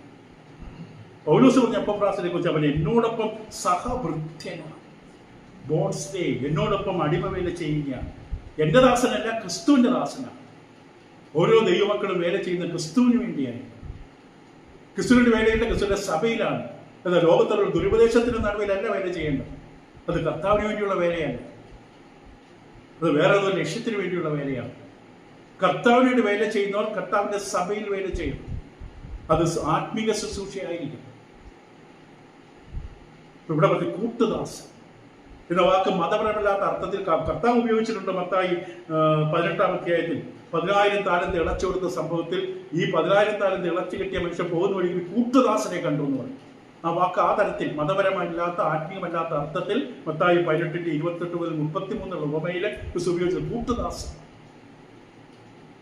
കാരണം തന്നെപ്പോലൊരു മനുഷ്യൻ തനിക്കൊരു 100 രൂപ അല്ലെങ്കിൽ 10 രൂപയെ തരാനുള്ളൂ. തനിക്കൂടെ 10,000 കോടി കടമാണ് ഇളച്ചു കിട്ടിയത്. തന്റെ ജീവിതകാലം കൊണ്ട് തന്റെ ഭാര്യ മക്കൾ എത്ര ജന്മമെടുത്താലും വീട്ടാൻ കഴിയാത്ത ഒരു വലിയ കട, പാപത്തിന്റെ കടത്തിന്റെ ചിത്രമാണ്. അതാണ് നമുക്ക് വീട്ടിൽ തന്നത്, ഇളച്ചു തന്നത്. ഈ കടം എങ്ങനെ വീട്ടും? ഇതിനേക്കാൾ വലിയ കടം എന്തുണ്ട്? നാം കർത്താവിനോട് ദൈവത്തോട് ചെയ്ത പാപം എന്ന് പറയുന്ന മഹാകടത്തിന്റെ പോലെ മറ്റൊരു കടം ഭൂമുഖത്തില്ല. ഈ കടമാണ് കർത്താവ് തന്റെ രക്തം കൊണ്ട് വീട്ടിൽ തന്നത്, ഇളച്ചു തന്നത്, കഴുകി തുടച്ചു തന്നത്, പുതിയ സ്ലേറ്റ് പോലെ നമ്മൾ ആക്കി തന്നത്, പുതിയ സൃഷ്ടിയാക്കിയത്. അപ്പൊ നമ്മളോട് ഞാൻ എൻ്റെ ഇഷ്ടം പോലെ ചെയ്യും, എനിക്ക് തോന്നിയതുപോലെ ചെയ്യും. എന്തൊരു നന്ദികേടാണ്. മത്തായി 24:45 വിശ്വസ്തനായ ദാസനെ കുറിച്ചും പറഞ്ഞു. വാക്യം ഒന്ന് വായിച്ചു കേൾക്കാം. മത്തായി 24:45. മത്തായി 24:45 വാക്യത്തിൽ പറയുന്നത്, യജമാനൻ തന്റെ വീട്ടുകാർക്ക് തത്സമയത്ത് ഭക്ഷണം കൊടുക്കേണ്ടതിന് അവരുടെ മേൽ ആക്കി വെച്ച വിശ്വസ്തനും ബുദ്ധിമാനുമായ ദാസൻ. ആത്മീയമായിട്ടുള്ള അർത്ഥമാണ്. നമ്മുടെ കൂടെയുള്ളവർക്ക് ആത്മീയ പോഷണം കൃത്യമായ സമയത്ത് പറഞ്ഞു കൊടുക്കണം. വയറ് നിറച്ചിരിക്കുന്ന സമയത്തല്ല ഒരു പാത്രം ബിരിയാണിയുമായി കൊണ്ടു ചെല്ലേണ്ടത്. ഓരോ വ്യക്തിയുടെ ആത്മീയ അവസ്ഥ മനസ്സിലാക്കി അതിന് ശുശ്രൂഷ ചെയ്തു കൊടുക്കണം. അതിന് പകരം വേറെ ലോകപ്രകട ഒരു കാര്യവും അതിന് പകരമല്ല. അതാണ് ഇവിടെ പറയുന്നത്. എന്നാൽ യജമാനൻ തന്റെ വീട്ടുകാർക്ക് തത്സമയത്ത് ഭക്ഷണം കൊടുക്കുക. ആത്മീയ ഭക്ഷണത്തെ കുറിച്ച് ചിന്തിച്ചുകൊണ്ട് നമ്മുടെ കൂടെയുള്ളവരെ ആത്മീകമായ നിർദ്ദേശങ്ങൾ, പരിപാലനങ്ങൾ, ആത്മീകമായ അറിവ് കൊടുക്കണം. തത്സമയത്ത് ഭക്ഷണം കൊടുക്കണം. അവരുടെ മേൽ ആക്കി വെച്ച വിശ്വസ്തനും ബുദ്ധിമാനും. അങ്ങനെ ഒരു ജോലി ഏൽപ്പിച്ചും ആ ജോലി നന്നായി ചെയ്യുന്നു. അത് കുടുംബത്തിലാകാം, സഭയിലാണ്. അവിടെ വിശ്വസ്തൻ എന്ന വാക്ക്. ദൈവദൂതന്മാരും ദൈവമക്കളുടെ സഹഭൃത്യന്മാരെന്ന് വെളിപാട് 19:10 22:9 ദൈവദൂതന്മാർ അവരോട് പറയും. ഇവിടെ കാൽക്ക് വീണ സമയത്ത് 19-ാം അധ്യായം വെളിപാട് പുസ്തകം 10-ാം വാക്യത്തിൽ അവനെ നമസ്കരിക്കേണ്ട, അവന്റെ കാൽക്കൽ വീണു. അപ്പോൾ എന്നോട് അരുത്, അത് അരുത്, ഞാൻ നിനക്കും യേശുവിന്റെ സാക്ഷ്യമുള്ള എന്റെ സഹോദരന്മാർക്കും സഹഭൃത്യനത്രേ. ഞാൻ ഒരു വേലക്കാരനാണ്. ദൈവദൂതൻ സ്വയം പറയണം, ഞാൻ ഒരു വേലക്കാരനാണ്. എനിക്ക് ഈ ഭൂമിയിൽ മനുഷ്യർക്ക് വേണ്ടി ഒരു ജോലി ചെയ്യാനുണ്ട്. എബ്രായർ 1:14 രക്ഷിക്കപ്പെടാനുള്ളവരുടെ സേവകാത്മാക്കളാണ് ഞങ്ങൾ. അവർ നമ്മളെ സഹായിക്കാൻ ഓരോ സമയം നമ്മൾ അറിയുന്നില്ല. അവർ അദൃശ്യനാണ്. നമുക്ക് വരാൻ പോകുന്ന വലിയ വിപത്തുകൾ, ആപത്തുകളും ദുഷ്ടനയക്കുന്ന തീയമ്പുകളൊക്കെ നമ്മുടെ നെഞ്ചത്തൊന്ന് തറയ്ക്കാതിരിക്കാൻ അവർ ചിലപ്പോൾ സഹായിക്കുന്നുണ്ട്. സുരക്ഷിതമായി നമ്മളെ ഓരോ സ്ഥലത്ത് എത്തിക്കാൻ അവർ സഹായിക്കുന്നുണ്ട്. നമ്മുടെ പ്രാർത്ഥന സ്വർഗ്ഗത്തിൽ എത്താൻ സഹായിക്കുന്നുണ്ട്. അവർക്കൊരു ശുശ്രൂഷ. അവർ നിങ്ങൾ വേലക്കാരാണ്. ഞാൻ നിങ്ങൾക്ക് വേണ്ടി ശുശ്രൂഷ ചെയ്യുന്നുണ്ട്, എല്ലാവരും എന്നെ നമസ്കരിക്കുന്നു പറയുന്നില്ല. അവരുടെ അവസരയുടെ മുമ്പിൽ കിട്ടുകൊണ്ട് അയ്യോ ചെയ്യരുത്. നമ്മളാണ് ഈ ഇരുന്നോണ്ട് നമ്മളെ കൈകെട്ടിയിരിക്കാറ്. എന്ത് രസമാണ്. എല്ലാവരും എന്നെ ബഹുമാനിക്കുന്നു, ആരാധിക്കുന്നു, കസേരയെ കൊണ്ടിരുത്തി മാലയൊക്കെ അണിയിക്കുന്നു. അങ്ങനെ ചിന്തിച്ച മനുഷ്യർ പുഴുവിനിരയായി നമുക്കറിയാം പ്രവർത്തി. ഇവിടെ ദൂതൻ പറഞ്ഞു അതരുത്, ഞാൻ സഹഭൃത്യനാണ്. അതേ വാക്യം 22-ാം അധ്യായത്തിൽ 9-ാം വാക്യം വെളിപാട് പുസ്തകത്തിലും കാണാം. എന്നാൽ അവൻ എന്നോട് അതരുത്. ഇവിടെ ദൂതന്റെ കാൽക്കൽ ഞാൻ വീണ് നമസ്കരിച്ചു. യോഹന്നാൻ പോലും ഇതെല്ലാം അറിയിച്ചു തന്ന് ദൂതന്റെ കാൽക്കൽ വീണ് നമസ്കരിക്കുമ്പോൾ എന്നാൽ അവൻ എന്നോട് അതരുത്, ഞാൻ നിന്റെയും നിന്റെ സഹോദരന്മാരായ പ്രവാചകന്മാരുടെയും ഈ പുസ്തകം വചനം പ്രമാണിക്കുന്നവരുടെയും ഇപ്പൊ നമ്മൾ ഉൾപ്പെടും സഹഭൃത്യന്മാര് കൃത്യനത്ര ദൈവത്തെ നമസ്കരിക്കും. ദൂതന് കൃത്യമായി പറയാം, അവന്റെ ദൗത്യം കൃത്യമാണ്. ഇത് തെറ്റിച്ചപ്പോഴാണ് ഈ ഒരു ദൂതൻ വിശാലായത്. നമസ്കരിക്കേണ്ട ദൈവത്തെ എന്നെയാണ്, അല്ല, ഞാൻ കിരൂപാണ്, ചെറുക വിടർത്തി നിൽക്കുന്നവനാണ്, സൗന്ദര്യത്തിന്റെ ഗർഭം കൊണ്ട് നിറഞ്ഞു നിൽക്കുന്നവൻ, എന്നെ പോലെ സുന്ദരനായി ഈ പ്രപഞ്ചത്തിൽ ആരുമില്ല. എന്നെപ്പോലെ ഉത്തരവാദിത്തമുള്ള, വ്യാപാരത്തിന്റെ സമൃദ്ധിയുള്ള, ജോലിയുള്ള, ഉത്തരവാദിത്തമുള്ള, ദൗത്യമുള്ള വേറെ ആരുമില്ല. ദൂതന്മാരുടെ ഗണത്തിലും ആരുമില്ല. ഞാനാണ് കേവൻ. അപ്പൊ എന്നെ എന്തുകൊണ്ട് ആരാധിച്ചുകൂടാ എന്ന ചിന്ത ഉണ്ടായപ്പോൾ അവൻ പിശാചായി മാറി. ഈ ദൂതൻ പറഞ്ഞു, ദൈവത്തെ നമസ്കരിക്കും. ദൈവത്തിന് മാത്രമുള്ളതാണ് തിരിച്ചറിഞ്ഞുകൊണ്ട് ദൈവത്തെ ബഹുമാനിക്കും. ഇപ്പൊ ഇവിടെ പൗലോസ് അപ്പോസ്തലൻ എഫെസോസിനെ കുറിച്ച് പറഞ്ഞ വാക്യങ്ങൾ നമ്മൾ പഠിച്ചുകൊണ്ടിരിക്കുന്നത് അവൻ സഹഭൃത്യനാണ്. കൊലോസ് 4:7 ഈ വാക്ക് ഉപയോഗിക്കുന്ന മറ്റൊരു ഭാഗം തിഹിക്കോസിനെ കുറിച്ച് പറയാനാണ്. വേറെ ഒരിടത്ത് ഈ വാക്ക് കാണില്ല. എൻ്റെ സഹഭൃത്യൻ. രണ്ടാമത് പറഞ്ഞ വാക്ക് എപ്പഫ്രാസിനെ കുറിച്ച് പറഞ്ഞത് രണ്ടാമത് നിങ്ങൾക്ക് വേണ്ടിയുള്ള ക്രിസ്തുവിന്റെ വിശ്വസ്തദാസ്. കൊലോസ് ലേഖനം 1:8 വാക്യം. അവൻ നിങ്ങൾക്ക് വേണ്ടി ക്രിസ്തുവിന്റെ വിശ്വസ്ത ശുശ്രൂഷകനും എന്നവിടെ പറയും. ഇത് ആവർത്തിച്ചതും വിശ്വസ്ത എന്ന വാക്ക് വളരെ പ്രധാനമാണ്. അത് ഞാൻ പറയണമെന്ന് ആഗ്രഹിക്കുന്നു. ഫെയ്ത്ത്ഫുൾ സാധാരണ രീതിയിൽ അർത്ഥം എന്താണ്? ഒരു സേവനത്തിൽ സ്ഥിരത ഉള്ള വ്യക്തി. അത് മനുഷ്യരോടാണ്, ദൈവത്തോടാണ്. Who is constant in service. അത് മഴ പെയ്താലും ഇല്ലെങ്കിലും പ്രശ്നമുണ്ടെങ്കിലും എന്തൊക്കെ ഉണ്ടായാലും ഈസ് കോൺസ്റ്റന്റ് ഇൻ സർവീസ്. സേവനത്തിൽ സ്ഥിരതയുണ്ട്. മത്തായി 24:49 വായിച്ചു. യജമാനൻ തൻ്റെ ദാസന്മാർക്ക് ആഹാരം കൊടുക്കാൻ ആക്കി വെച്ച മനുഷ്യൻ. എന്തു വന്നാലും തൻ്റെ മുമ്പിൽ താൻ ആർക്കാണോ ഭക്ഷണം കൊടുക്കേണ്ടത് ഒരു കൃത്യമായ ഭക്ഷണം കൊടുക്കും. മത്തായി 25:21 ഈ വാക്കിൻ്റെ ഉപയോഗം. മത്തായി 25:21 അവിടെയും പറയുന്ന ഇപ്രകാരമാണ്, അതിൽ യജമാനൻ നല്ലവനും വിശ്വസ്തനുമായ ദാസൻ. നമ്മളെല്ലാവരും കേൾക്കാൻ ആഗ്രഹിക്കുന്ന ആ വിശേഷം വിശ്വസ്തനായും വിശ്വസ്തയായുമായ എൻ്റെ ദാസനെ ദാസൻ. പക്ഷെ ആ വാക്കിൻ്റെ അർത്ഥം നമ്മൾ ഗ്രഹിച്ചിട്ടുണ്ട്. വിശ്വസ്ത. ലൂക്കോസ് 12:42 ലൂക്കോസ് 12-ാം വാക്യത്തിൽ അവിടെ കർത്താവ് പറയുന്ന ഇപ്രകാരമാണ്. പത്രോസ് ചോദിച്ചല്ലേ, കർത്താവ് പറഞ്ഞത് തക്ക സമയത്ത് ആഹാരവേദം കൊടുക്കേണ്ടതിന് യജമാനൻ തൻ്റെ വേലക്കാരുടെ മേലാക്കുന്ന വിശ്വസ്തനും ബുദ്ധിമാനുമായ ഗ്രഹിക്കാരൻ. നേരത്തെ പറഞ്ഞ അതേ കാര്യം തന്നെയാണ്. അപ്പം മനുഷ്യരോടുള്ള നമ്മുടെ സേവനം, അവർ നമ്മളോട് നന്ദിയില്ലാത്തവരുമാണ്. തെറ്റിദ്ധരിച്ചുകൊണ്ട് നിൽക്കും, നമ്മളെ വേദനിപ്പിക്കുക, ഉപദ്രവിക്കും, കാര്യസാധ്യത്തിന് വേണ്ടി ചിരിക്കും, ഒറ്റയ്ക്ക് കിട്ടുമ്പോൾ ഉപദ്രവിക്കും. പല ഉദാഹരണങ്ങൾ പറയുന്നതാണ്. പല തരത്തിലും നമ്മളെ വേദനിപ്പിക്കും. പക്ഷെ നാം അവരോട് വിശ്വസ്തരായി. അവർ ചെയ്യുന്നതനുസരിച്ച് പകരത്തിന് പകരം ചെയ്യുകയല്ല ദൈവം. നാം നമ്മളെ ഏൽപ്പിച്ച ദൗത്യം. അവർക്ക് വേണ്ടി പ്രാർത്ഥിക്കേണ്ടതുണ്ടെങ്കിൽ അവരുടെ മനോഭാവത്തിന് മാറ്റം വരുത്താൻ അവർക്ക് വേണ്ടി ആത്മാർത്ഥമായി പ്രാർത്ഥിക്കണം. ഇവിടെ കപട ആത്മീയ ജീവിതത്തിന്റെ പൊള്ളത്തരം എന്നെങ്കിലും ദൈവത്തിന് കാണിച്ചു കൊടുക്കാൻ അവർക്ക് വേണ്ടി പ്രാർത്ഥിക്കണം. നമ്മുടെ ജോലി അതാണ്. ആത്മാർത്ഥമായി വിശ്വസ്തയോടെ അവർക്ക് വേണ്ടി പ്രാർത്ഥിക്കുക. ഇവർ കേൾക്കുകയല്ല, നമുക്കറിയാം അത് കാണിക്കുന്ന കപടമാണ്. ഈ ബന്ധം പരമാർത്ഥതയുള്ളതല്ല. പ്രാർത്ഥിക്കണം അവർക്ക്. ഇപ്പം മനുഷ്യരോടുള്ള നമ്മുടെ സേവനം, അതോടൊപ്പം ദൈവത്തോട് ചെയ്യുന്ന കാര്യം വിശ്വസ്തയോടെ ചെയ്യും. ഒരു കാര്യം ഒരു ക്ലാസ് എടുക്കാൻ എന്നെ അവസരം തന്നു. ആ വിശ്വസ്തയോടെ നല്ല രീതിയിൽ അതിനൊരു സമയം ചെലവിട്ട് ആ ക്ലാസ്സിന് വേണ്ടി പ്രാർത്ഥിച്ച്, ആ ക്ലാസ് കേൾക്കുന്നവർക്ക് വേണ്ടി പ്രാർത്ഥിച്ച്, അതിനുവേണ്ടി ശരിയായ തരത്തിൽ ഒരുക്കി ദൈവത്തിൽ ആശ്രയിച്ചുകൊണ്ട് സകല മൊത്തവും പുകഴ്ചയും ദൈവത്തിന് കൊടുക്കണമെന്ന തീരുമാനത്തോടുകൂടി ആശംസയുടെ ചെയ്യുക. അത് ദൈവം പ്രതിഫലം തരും. എനിക്ക് നല്ല അധ്യാപകനാകണം, എന്നെ എല്ലാവരും ബഹുമാനിക്കുന്ന ലക്ഷ്യത്തോടു കൂടിയല്ല. അങ്ങനെ ചിന്തിച്ചവർ പക്ഷെ എല്ലാം മറന്നുപോകും. നമ്മളെ അതിശയിക്കുന്ന രീതിയിൽ ഒരു വെളിച്ചം നമുക്ക് കിട്ടിക്കൊണ്ടിരിക്കും. ഞാൻ തന്നെയാണോ പറഞ്ഞ നമ്മൾ പിന്നീട് ചിന്തിക്കുമ്പോൾ അത്ഭുതപ്പെടും. കാരണം ദൈവത്തിന് അറിയാം, ദൈവമാണ് ചെയ്യിക്കുന്നത്. ഇപ്പൊ വിശ്വസ്തനായിരിക്കണം. പിന്നെ ദൈവത്തെ കുറിച്ച് പറയുമ്പോൾ അനേക വാക്യങ്ങൾ നമുക്കറിയാം. ക്രിസ്തുവിന്റെ കൂട്ടായ്മയിലേക്ക് നിങ്ങളെ വിളിച്ച ദൈവം വിശ്വസ്തൻ. 1:9 നിങ്ങൾ സഹിപ്പാൻ കഴിയുന്ന വിധ പരീക്ഷ നേരിടുവാൻ സമ്മതിക്കില്ല. നമുക്ക് സഹിക്കാൻ കഴിയുന്നത് മാത്രമേ നമ്മൾ നേരിടാൻ അനുവദിക്കുകയുള്ളൂ. നമ്മളൊരു പക്ഷേ പ്രശ്നങ്ങളും പ്രയാസങ്ങളും ബുദ്ധിമുട്ട് വരുമ്പോൾ ദൈവത്തെയും വചനത്തെ ഉപേക്ഷിച്ച് കളയും. അത് മാത്രമേ ഉള്ളൂ നമുക്ക് ആശ്വാസം. അത് കൈവിട്ട് കഴിഞ്ഞ് നമ്മുടെ പ്രശ്നം അവിടെ വർദ്ധിച്ചു വരും. നേരെ മറിച്ച് ഏത് സന്ദർഭത്തിൽ ഏത് പ്രയാസം നടുവിലും ദൈവത്തെ മുറുകെ പിടിച്ച് ദൈവത്തെ സ്നേഹിച്ച് വിശ്വസ്തയോടെ നിന്നാൽ ആ പ്രശ്നം എങ്ങനെ കാണണമെന്ന് ദൈവം പഠിപ്പിച്ചു. ഓരോ വിഷയങ്ങൾ കാണേണ്ട രീതി ദൈവവചനത്തിലൂടെയാണ്.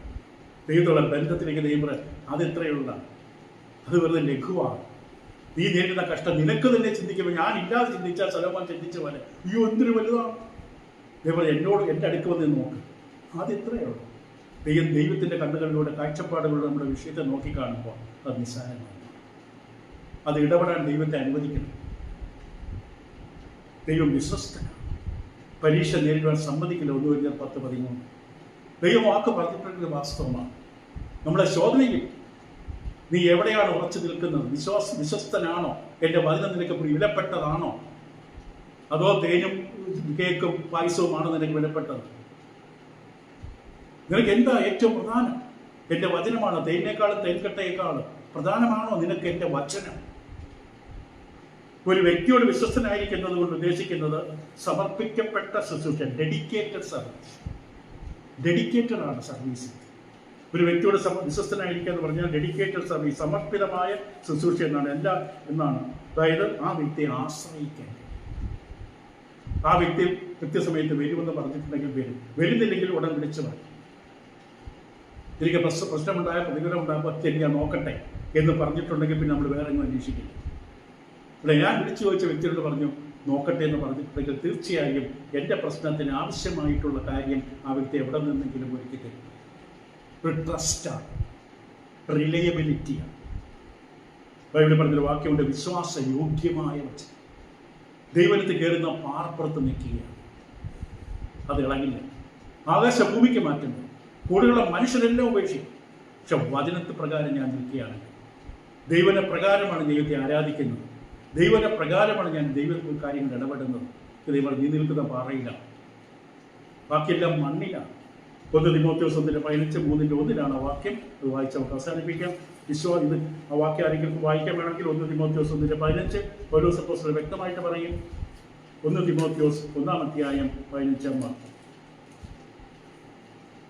ക്രിസ്തുയേശു പാപികളെ രക്ഷിക്കാൻ ലോകത്തിൽ വന്നു എന്നുള്ളത് തന്നെ വിശ്വാസവും എല്ലാവരും അംഗീകരിക്കാൻ യോഗ്യമായ വചനം തന്നെ. വിശ്വാസി, ട്രസ്റ്റ് വർത്തി. ഇത് തന്നെയാണ് 3:1 ഒരു അധ്യക്ഷ സ്ഥാനം കാക്ഷിക്കുന്നുവെങ്കിൽ നല്ലവരെ ആഗ്രഹിക്കുന്നു എന്നുള്ളത് വിശ്വാസയോഗ്യമാണ്. You can trust. ദൈവത്തെ ട്രസ്റ്റ് ചെയ്യാം. ലോകത്തിൽ ഒരു പത്രവും ഒരു മാധ്യമത്തെയും ഒരു ചാനലിനെയും ഒരു പുസ്തകത്തെയും ഒരാൾ പറയുന്ന വാക്കും വിശ്വസിക്കരുത്. But you can trust God and his word. അതുകൊണ്ടാണ് പൗലോസ് എഫെസോസിലെ മൂപ്പന്മാരെ ദൈവത്തിലും അവൻ്റെ കൃപയുടെ വചനത്തിലും ഫലമേൽപ്പിച്ചത്. നിങ്ങൾ അത് വിട്ടു പോകാത്തിടത്തോളം ഈ ഭൂമിയിൽ നിങ്ങളെ തോൽപ്പിക്കാൻ ഒന്നിനും പറ്റില്ല. ദൈവം നിങ്ങളെ സഹായിക്കട്ടെ. പ്രാർത്ഥിക്കാൻ ജോസഫ് പ്രാർത്ഥിക്കും. ബാക്കി കാറ്റ് ദിവസം